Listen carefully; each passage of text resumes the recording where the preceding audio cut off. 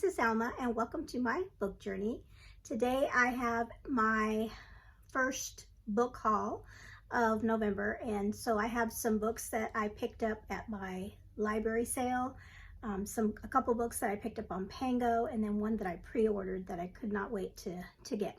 But before that, I wanted to kind of brag a little bit about my youngest grandchild, and I can't believe it. My youngest grandchild has now moved on to double digits, and she turned 10, and we had a nice big party for her. My daughter gave her a nice, really special birthday party, and my granddaughter loves pigs. She has had a love for pigs, and she has so many stuffed pigs in her house.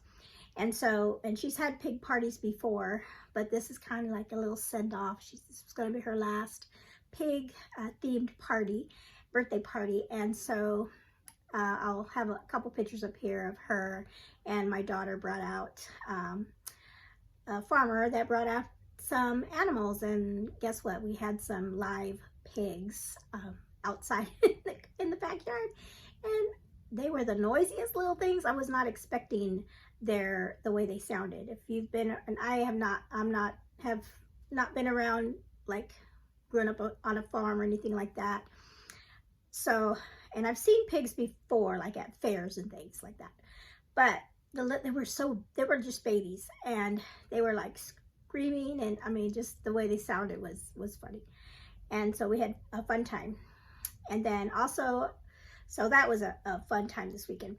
So also, another little shout out too is today's, I'm filming this and just got home from church. It's Sunday, and today is my husband and I's 34th wedding anniversary. 34 years. Wow.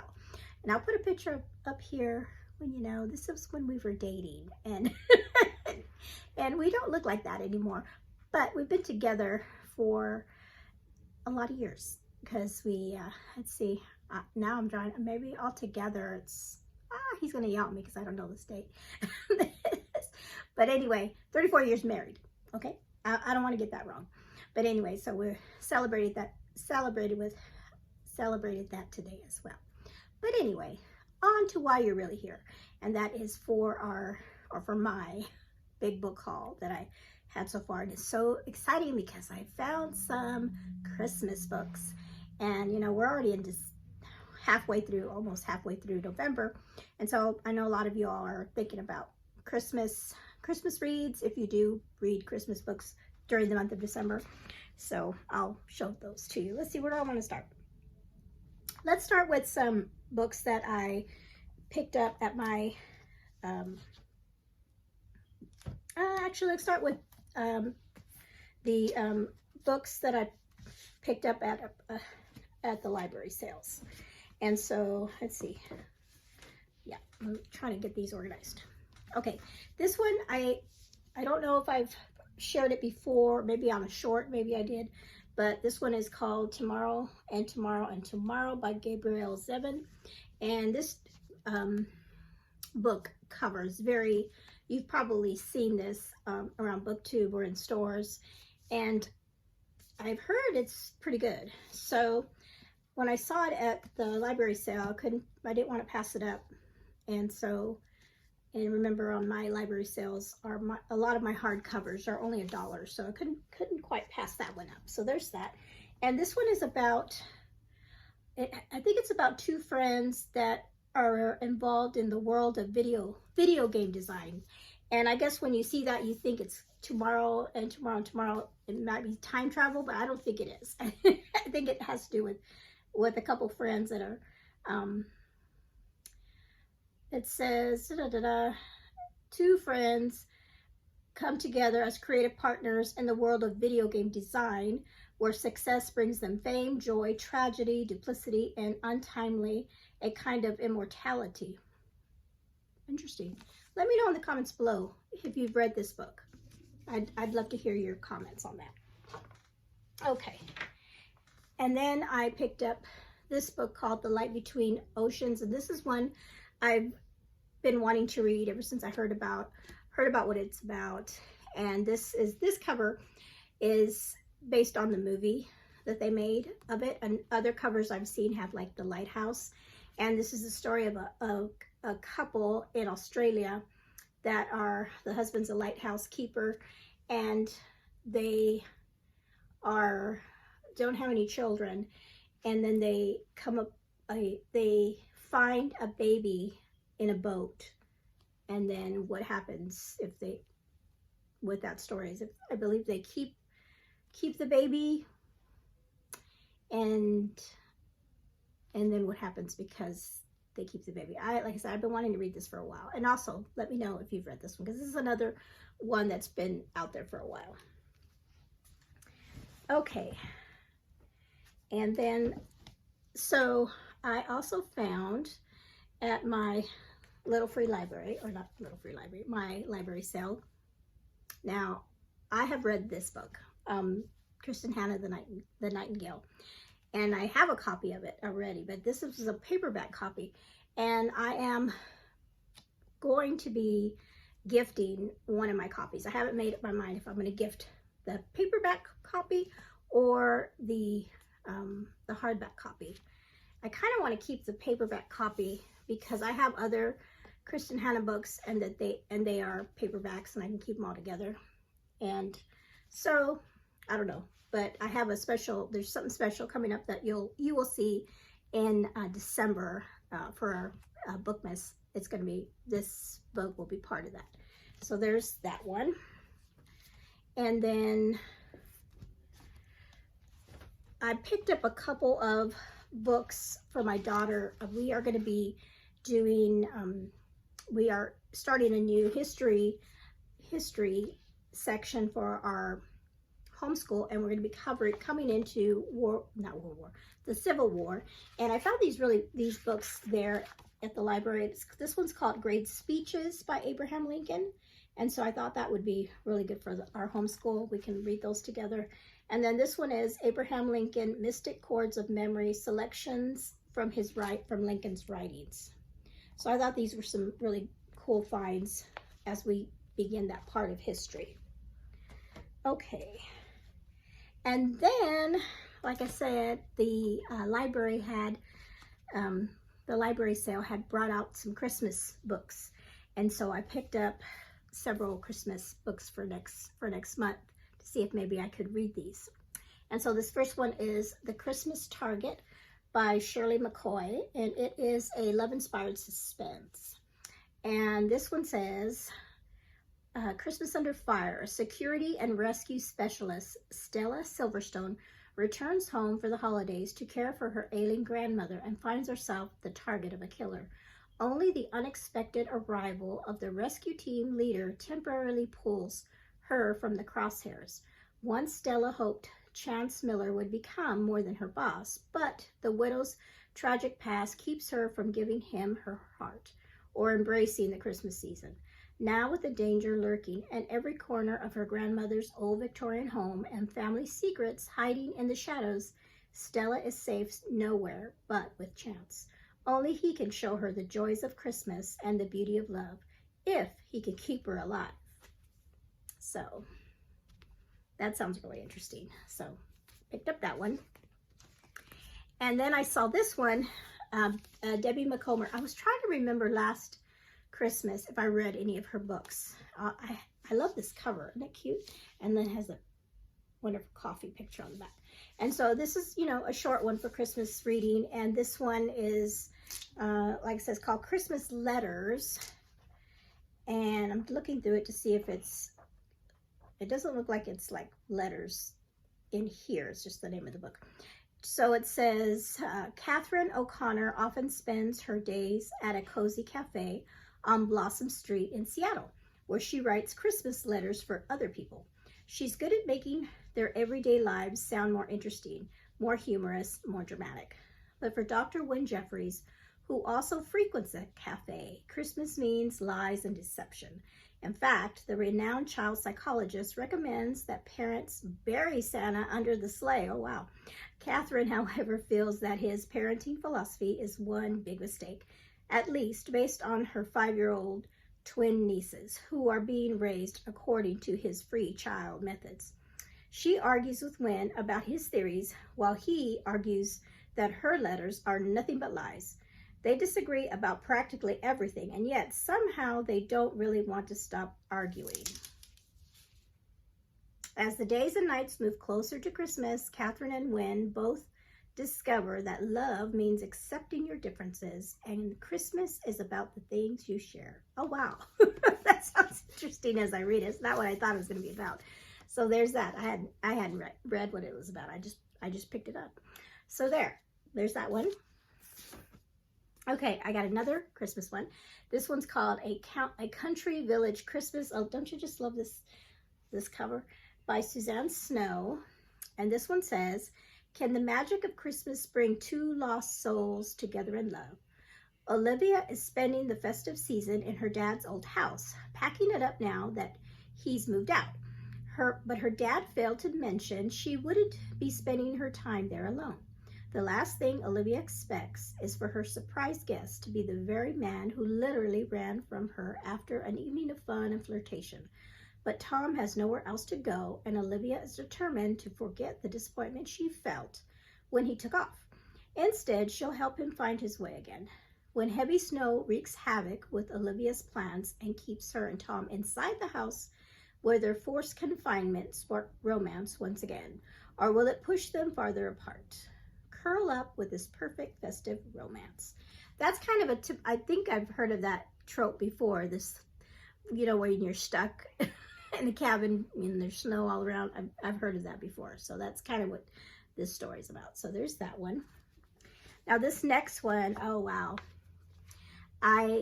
Our library, so before they have their library sale, they have like a Facebook page, and a lot of times they'll put pictures of the books and the displays and everything, and to say, what they have this weekend that they're going to be on, that they new books. And they had displayed they were pulling out their Christmas books and stuff, and I always look on there to see, if there's anything I want to go and try to find. And I saw this book, and I'm like, I have to get there early to make sure I grab it, and I got it. And this is Julie Klassen's An Ivy Hill Christmas. And I've heard a lot of good things about this. I recently watched Anne in Search of Wonder. She has a really great series on her channel if you're interested. I'll link it below. She has a series that has to do with putting books into categories of different coffees, and just going from coffee that has all the sweet stuff in it to drinking it black. And then the books in that category, and I think she put this one in one of the sweet categories because it's a short, sweet book to read. And she mentioned that it is part of a series, and that this was her favorite of the series. And so I have yet to read. I don't think I've read one of a Julie Klassen book. So I would love for this to be a first one of hers to try, and I will definitely put this on my Christmas or my December TBR. And so there's that one. I'm super excited about that. And then I found this one, a hardback. This one is a mystery, Mysteries of Martha's Vineyard, Carol of the Ship's Bells by Dina Julie Dodson. And so this is a mystery, and there is a readathon happening in December that Lucy Chronicles is putting on, and I'm sorry, I forgot what the name is, but I'll put it right here, what the name of her readathon is in December. And I believe one of her prompts is read a mystery. So I could possibly read this book, or maybe even the other one. This one could be that, because it's a mystery, Christian, or it is a Christian because it's a guidepost, but it's a Christmas themed mystery. So there's that one. And then, so the last Christmas book I found in this beautiful cover is Shepherd's Abiding by Jan Karen, I think it's Karen. And this is part of the Mitford series. I like that cover. So pretty. So this is, like I said, part of the Mitford series. I believe it's book number 8. And that cover, inside cover, so pretty. It's just a beautiful, try to get it in the light. Beautiful edition. I wonder if the back cover Oh, look at that. I hadn't even looked at that. Isn't that beautiful? So this, like I said, I think it's number 8 in the series. I have not read any of the Mitford series. I think I do own the first book, I believe, but I just haven't gone around and reading it like so many other things.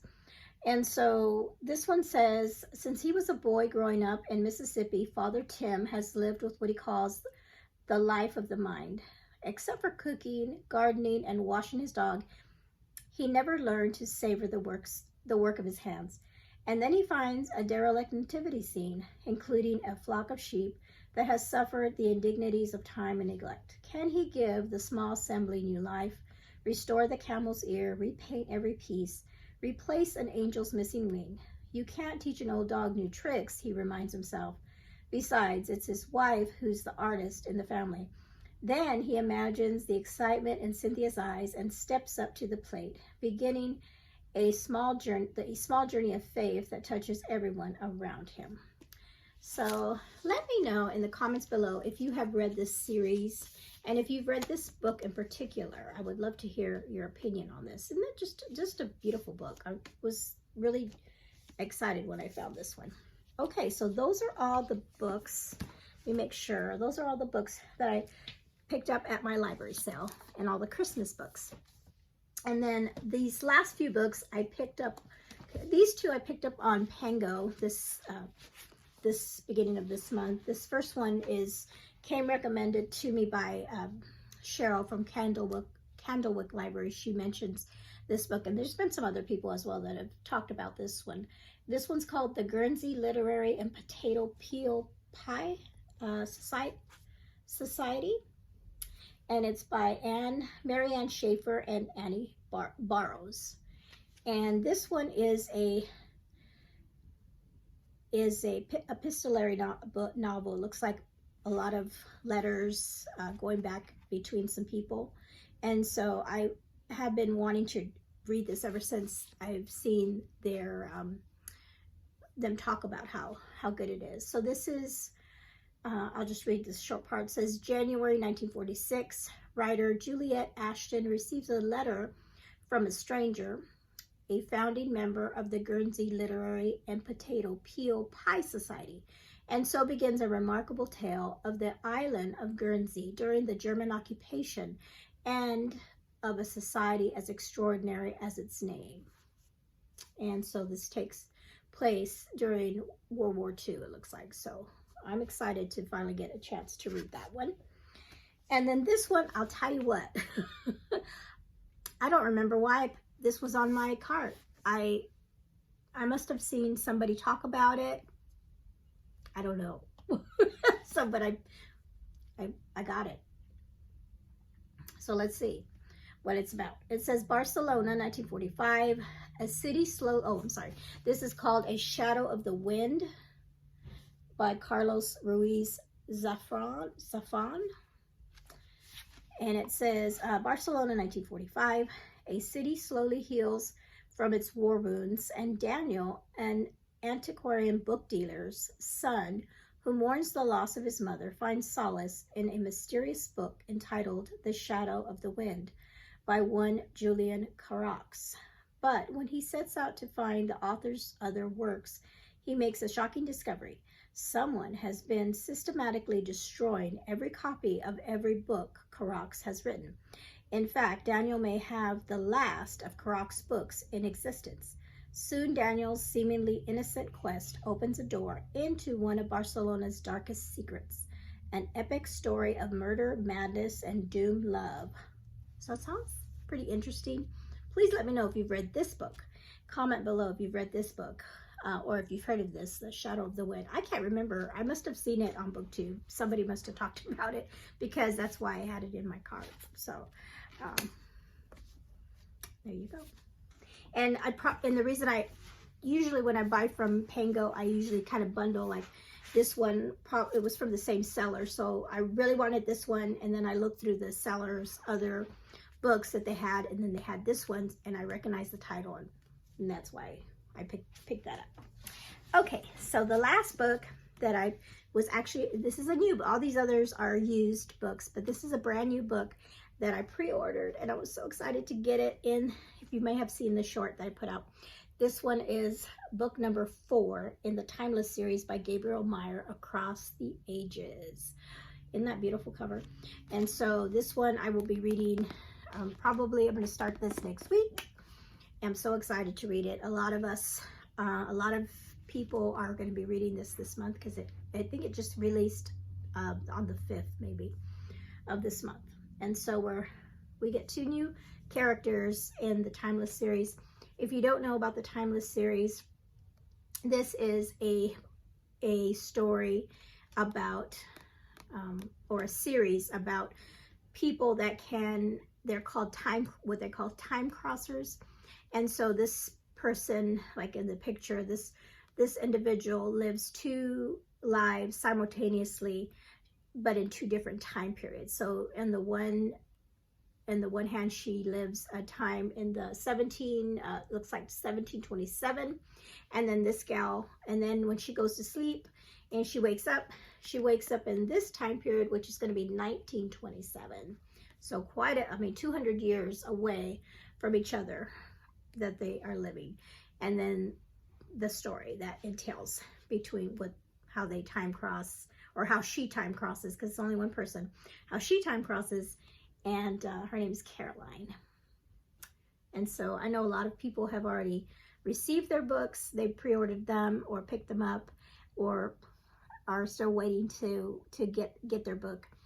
And I'm excited to read this. I'm super excited to read this. And then at the same time, I don't want to read it, because then I read it and then I'm like, oh. And then I have to wait for the next one. And the next one comes out in, I believe May, or I think May. But anyway, so excited about that. All right, so that is it. That is all. Those are all the books that I have for you today that I have picked up by book haul for the month so far. And thank you for hanging out with me today, and you all have a blessed day. Bye-bye.